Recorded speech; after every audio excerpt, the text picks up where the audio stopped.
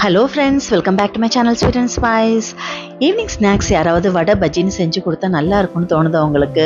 எனக்கும் அப்படி தான் இருக்குது. வாங்க நாமளே இந்த மெதுவடையை எப்படி மெதுன்னு சாஃப்டாகவும் கிறிஸ்பியாகவும் செய்யலாம்னு பார்ப்போம்.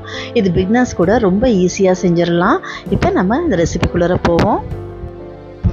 நான் இந்த வடை செய்கிறதுக்கு ஒரு சின்ன டீ டம்ளரில் ஒரு 1.5 டம்ளர் போல் உளுந்த ஊற வச்சுருக்கேன். ஒரு 1 hour ஊறிச்சு.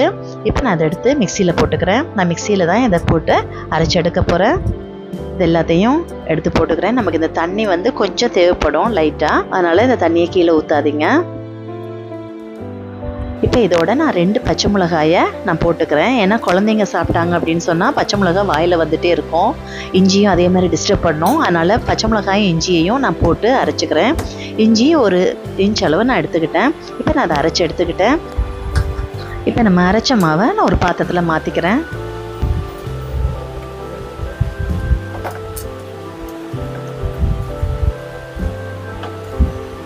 இந்த வடைக்கு என்னென்ன போட போகிறோன்னு பார்ப்போம். நான் பெரிய ஒரு வெங்காயமாக எடுத்து அதை வெட்டி வச்சுருக்கேன் சின்னதாக. ஒரு ஸ்பூன் மிளகு எடுத்துருக்கிறேன். ஒரு 3/4 ஸ்பூன் சீரகம் எடுத்துருக்கேன்.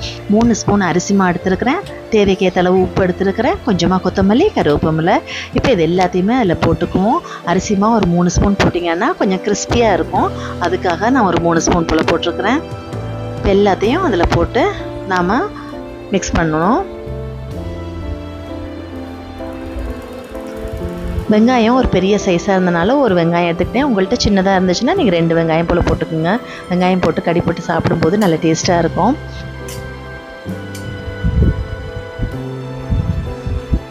நம்ம தண்ணி எதுவுமே யூஸ் பண்ண தேவையில்லை. இது எல்லாத்தையும் அப்படியே கையால் போட்டு நல்லா மிக்ஸ் பண்ணுங்கள். நீங்கள் மிக்ஸ் பண்ணுறது ஒரு 10 நிமிஷம்னாலும் பரவாயில்ல. நல்லா கையால் அடித்து மிக்ஸ் பண்ணுங்கள். நீங்கள் எந்த அளவுக்கு நீங்கள் கையால் நீங்கள் பீட் பண்ணுறீங்களோ அந்தளவுக்கு உங்களுடைய மெதுவடை சாஃப்டாக இருக்கும். இப்படி நல்லா போட்டு மிக்ஸ் பண்ணிக்கோங்க. நான் ஒரு 10 நிமிஷத்துக்கு மேலேயாவே நான் போட்டு இப்படி அடிச்சுக்கிறேன்.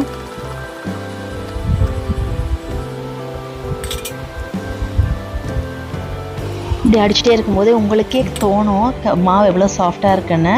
அதை அப்படியே ஓரமாக வச்சுருங்க மூடியை போட்டு.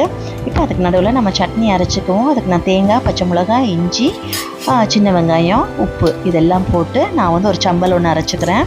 நான் திக்காக தான் எடுத்து வச்சுக்கிறேன். நம்ம எடுத்து சாப்பிட்ற மாதிரி தான் இருக்கும்.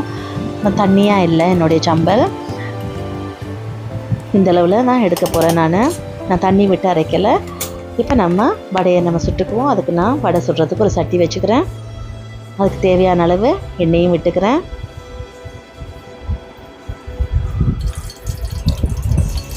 வடையில் மாவு கை வைக்கிறதுக்கு முன்னாடி நீங்கள் ஈரத்தில் இருக்கா தண்ணியில் இருக்கா கை வச்சுட்டு அதுக்கப்புறமேட்டு மாவு எடுத்திங்கன்னா உங்களுக்கு ஈஸியாக எவ்வளோ. இப்போ உங்களுக்கு என்ன சைஸில் வடை வேணுமோ அந்த சைஸில் நீங்கள் எடுத்துகிட்டு இந்த கட்டை விரலால் நடுவில் ஒரு ஓட்டை போட்டுட்டு அப்படியே போட்டுக்குங்க.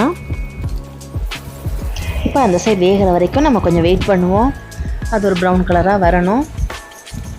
வரும்போது நம்ம அப்படியே திருப்பி விட்டுக்குவோம்.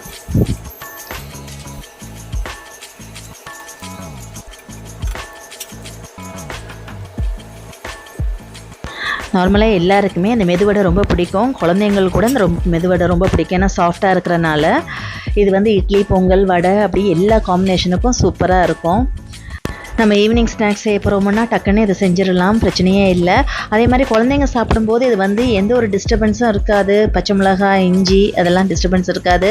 மிளகை மட்டும் நீங்கள் தட்டி போட்டு எடுத்து கொடுத்துருங்க. அவங்க ஈஸியாக சாப்பிட்டு முடிச்சிடுவாங்க. இப்போ நம்ம எல்லா வடையுமே இந்த மாதிரி நம்ம சுட்டு எடுத்துக்குவோம். இந்த வடையில் நம்ம அரிசிமா சேர்க்குறனால ரொம்ப நேரத்துக்கு கிறிஸ்பியாகவும் இருக்கும். அதே சமயம் சாஃப்டாகவும் இருக்கும். இதோ நம்மளுடைய வடையெல்லாம் சுட்டு முடிய போது இதை அப்படியே சுட சுட நம்ம சர்வ் பண்ணிடுவோம். இதோ நம்மளுடைய வடை ரெடி ஆகிடுச்சு. ரொம்ப சாஃப்டாகவும் இருக்குது, மேலே ரொம்ப கிறிஸ்பியாகவும் இருக்கும். நான் இந்த சம்பலோடு தான் வச்சு இன்னைக்கு கொடுக்க போகிறேன். நீங்களும் இதே மாதிரி வடை செஞ்சு இதே மாதிரி சம்பலும் செஞ்சு சாப்பிட்டு பாருங்கள். உங்களுக்கு இந்த டேஸ்ட் பிடிச்சிருந்துச்சு அப்படின்னு சொன்னால் உங்கள் ஃப்ரெண்ட்ஸ் அண்ட் ஃபேமிலிஸோடு ஷேர் பண்ணிக்கோங்க. அண்ட் மறக்காமல் என்னுடைய அடுத்த வீடியோஸ் பார்க்குறதுக்கு என்னை சப்ஸ்கிரைபும் பண்ணிக்கோங்க. தேங்க்ஸ் ஃபார் வாட்சிங் ஸ்வீட் அண்ட் ஸ்பைஸ்.